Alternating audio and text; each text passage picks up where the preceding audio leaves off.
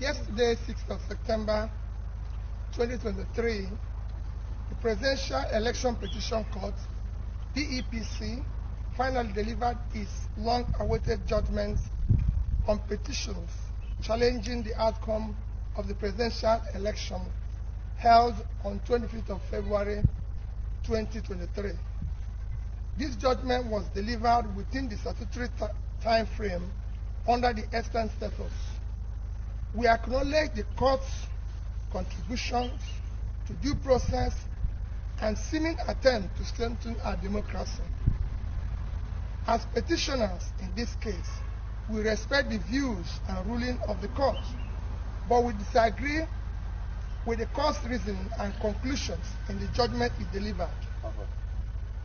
It is my intention as the presidential candidate and the intention of Labour Party to challenge this judgment by way of appeal immediately as allowed by the Constitution of the Federal Republic of Nigeria. The PEPC has rendered its judgment, but that esteemed body is not the final arbiter. The responsibility now falls on the Supreme Court. I do know that the judgment is not conterminous with justice. I implore Nigerians to remain focused, steadfast, and peaceful, and to abide by the rule of law and understand this matter has not reached its logical conclusion. Our legal team has already received our firm instruction to file an appeal against the decision.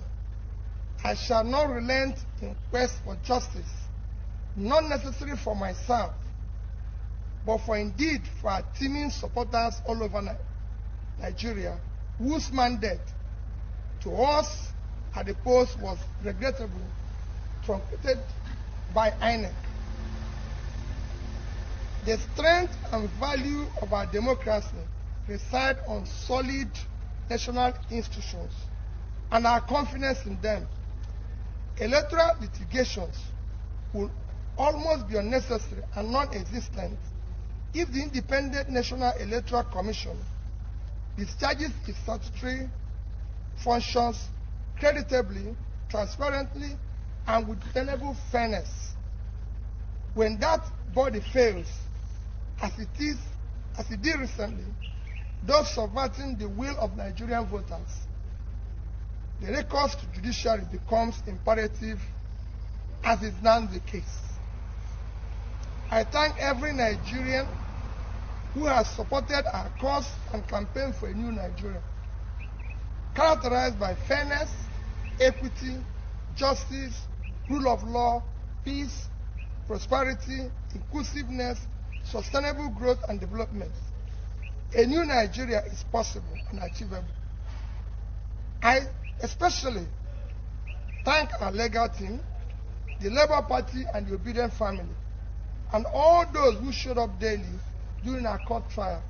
The video you just watched is that of Peter Obi, the presidential candidate of the Labour Party, which he gave. It's a speech he delivered today in his at his Onitsha residence, and he reassured his supporters that he's going to appeal the judgment of the Presidential Election Petition Tribunal. And you can see that Peter Obi is a man of civility, a Democrat by excellence. He didn't condemn, he didn't do any condemnation of the outcome of the judgment. He didn't condemn the justices. He said they have said their own part, but that what they have done is not the end of the process. He said they are free to give their judgment. They have given their own view, but that their own view, he did not accept it. And that he's going to move to the next level, taking advantage of the opportunity of going to the Supreme Court as provided in the Constitution of the Federal Republic of Nigeria. And you can see that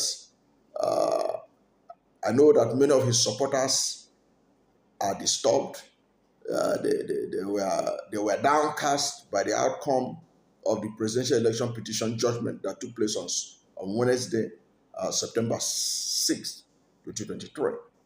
And I'm sure himself was disappointed, but he now understands the process, that the end of the matter can only be at the Supreme Court and not otherwise.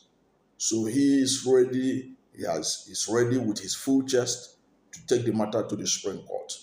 All those other points that the justices rejected, they're going to table them back to the Supreme Court and let us see, and to see what the Supreme Court will say about them. You can imagine a situation where 13 witnesses that Peter Obi called, they disqualified 10 of them.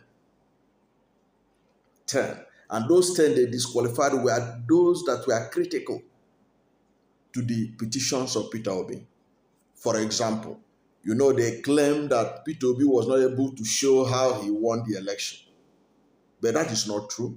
If you read the final written address that Peter Obi's lawyers presented at the court, which I had been privileged to have read, one of the things they said there was that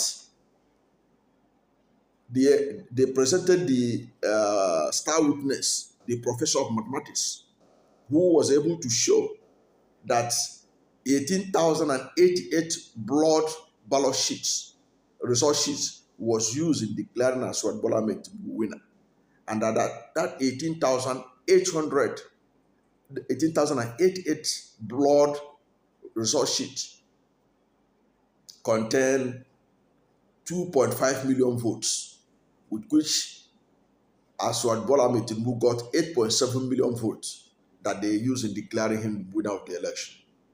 And in the final written address of Peter Obi and his lawyers, they said that if you subtract that 2.5 million votes that was attributed to that blood result sheets, Tinubu's number of votes will come down to 6.2 million votes. He will no longer have majority of the vote cast. What did they do? The Presidential Election Petition justices took the witness to the cleaners and disqualified him as a witness. Therefore, whatever he presented was discountenance. So therefore, there's no indication that you can prove that you won the election when the person who presented the argument had already been disqualified as a witness. Okay? That's a major blow. Then Peter Obi presented evidence that he won Rivers State. Do you know how they cancelled it? They cancelled that one, which even the BBC in their independent tabulation confirmed that Peter Obi won Rivers State. You know what they cancelled it? They said that they got the data from open source, that open source data cannot be used to prove a matter in a court. That's how they disqualified that. The same thing happened with the evidence from Benue State, where Peter Obi won and presented evidence that he won. They cancelled the witness. Therefore, whatever he brought was cancelled with it. It was an unprecedented thing that many people have never seen anything like it before. So all these things are the issues that will be retabled to the Supreme Court to look at. What are the qualifications of a witness? The witness that Peter Obi brought to show that there were no glitches. The witness that he brought from Amazon Web Services, who are the providers of security for INEC website, they cancelled the witness. They said the witness is a card-carrying member of APC, of PDP, sorry, of Labour Party, sorry, and that she contested for House of Reps under the party and all that. So that was the reason they disqualified him. But the same court, the same tribunal, was able to accept the witness of Michael Opayemi, a sitting senator, Senate Majority Leader, to come and be a witness about President Bola Ahmed Tinubu's forfeiture matter. You see the kind of, so Supreme Court have to look at all this. So it's a right move that Peter Obi had gone to the Supreme Court to let them look at it again, look at the matter again. Now look at the issue of 25% in the Federal Capital Territory, Abuja. The Supreme Court in 2008 had ruled on President Yar'Adua versus Muhammad Buhari that 25% is compulsory. It is conjunctive. So the Supreme Court had to look at its ruling in 2008. That's why it's important that this matter get to the Supreme Court. And then another issue that the Supreme Court had to look at how the justices were just blaming the petitioners, that the petitioners failed to do this, the petitioners failed to do that, blaming the petitioners for everything. But we know that 3 weeks after the Presidential Election Petition Tribunal started sitting, 3 weeks, Peter Obi and his lawyers were struggling with INEC to release documents. INEC did not release those documents. It was in 3 weeks' time when Peter Obi was raising alarm on the media.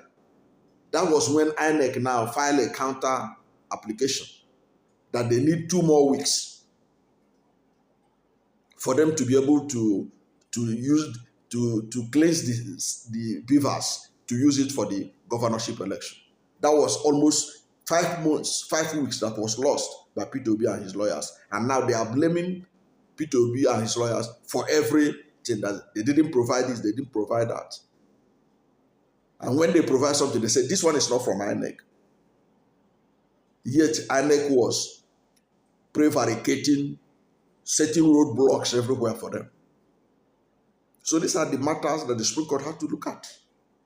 If we are really serious that we are a democracy or we want to continue with democracy, they have to look at it.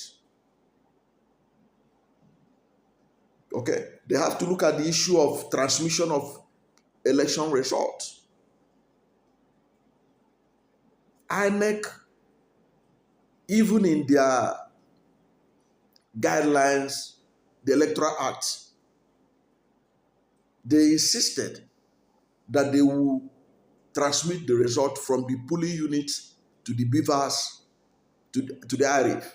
They said so. Even when there were media report that INEC had jettisoned electronic transmission. Mahmoud Yakubu addressed a press conference. He was at Chatham House. He reinforced that those who are saying that there will be no electronic transmission are liars, that they will transmit it.